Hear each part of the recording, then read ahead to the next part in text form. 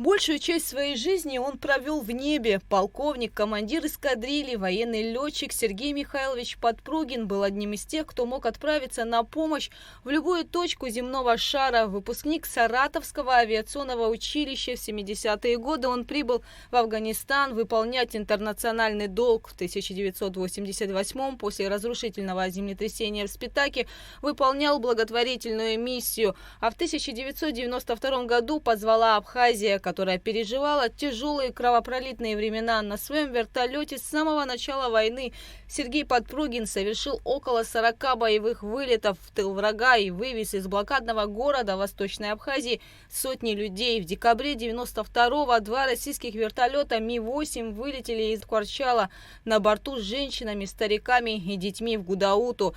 Командиром одного из экипажей был Сергей Подпругин. Второй экипаж грузинские войска сбили через считанные минуты после взлета в небе над Латой. Он видел, как горит и падает вертолет, на борту которого находились младенцы, школьники, пожилые люди. Когда развернулся, посмотрел, что он уже горел и падал. Вот это я хорошо видел. Я еще потом развернулся, пошел вперед. Ну, я все время запрашивал, но он так уже не отвечал.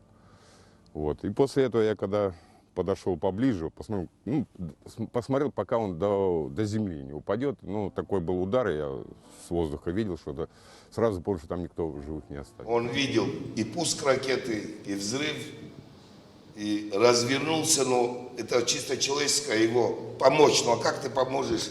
Горящий вертолет падает, и у него полный тоже салон детей, женщин. Он сделал круг над ними и прилетел в Гудауту.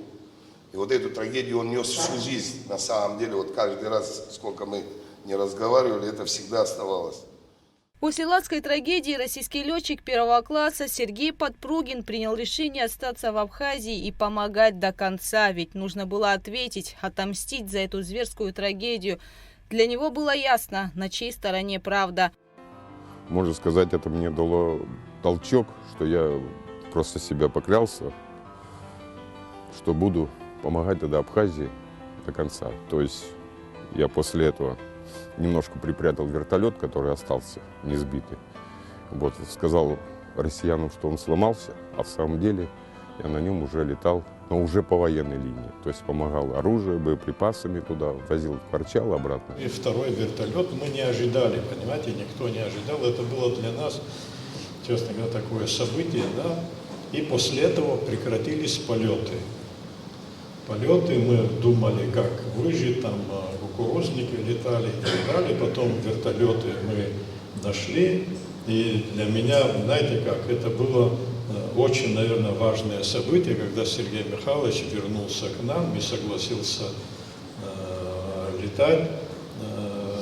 В то время, но все-таки он боевой офицер, опытный человек, прослуживший афган. Кавалер ордена Леона, бывший заместитель командующего военно-воздушными силами Министерства обороны Абхазии. Смелый и решительно он был спокоен и уверен даже в самых опасных ситуациях, вспоминают коллеги. У Михайловича был характер, вот я честно скажу, вот тот момент был, я рассказал, чем страшнее и опаснее, он спокойнее становился, а не наоборот. И был случай, уже не секрет, что по ошибке из-за погоды сели мы к противнику с людьми. Другой как себя повел бы, не знаю, запаниковал бы или как-то. Спокойно, как удав, развернулся, взлетел и говорит, они нас не ждали, ничего не будет.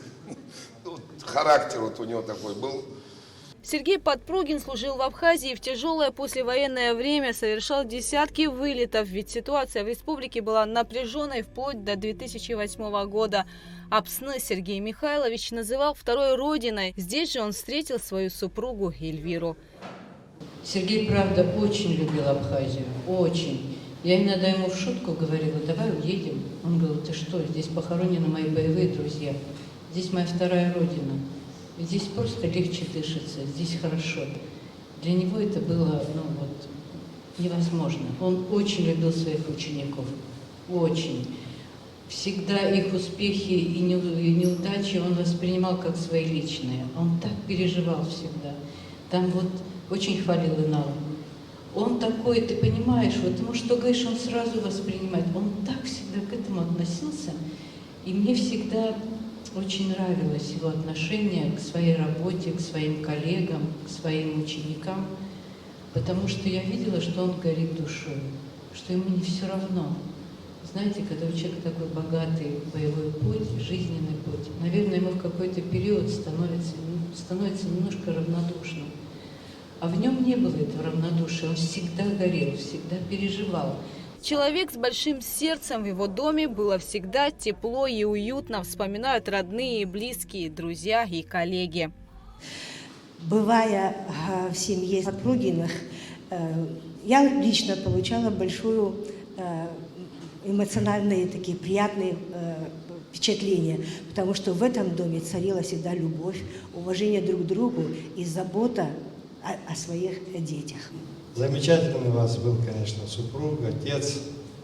Мы все будем помнить его, пока мы живы, а когда нас не будет, об этом будет помнить история Абхазии, абхазских военно-воздушных сил. Многие профессиональные военные, выросшие в вооруженных силах Советского Союза, а потом перешедшие в вооруженные силы Российской Федерации, принимали участие в той войне. Многие военнослужащие принимали участие в коллективных силах по поддержанию мира после войны. Вы знаете, что 117 военнослужащих российских вооруженных сил погибли. Для своих учеников Сергей Подпругин был не только командиром, инструктором, но и другом. И каждый полет, за себя могу сказать, каждый полет, какую бы задачу мы ни выполняли,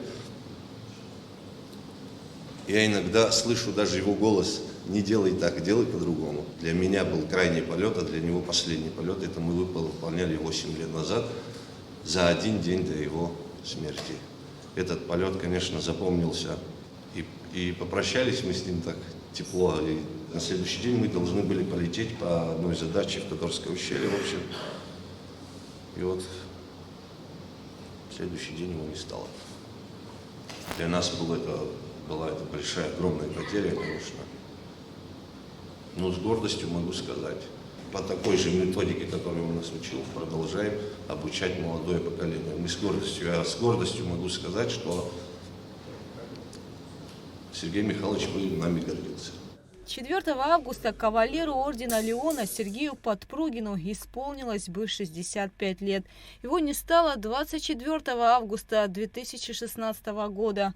Свое обещание служить второй родине Абхазии командир эскадрильи полковник выполнил. Гугуца Варданя, Раму Камке, Абхазское телевидение.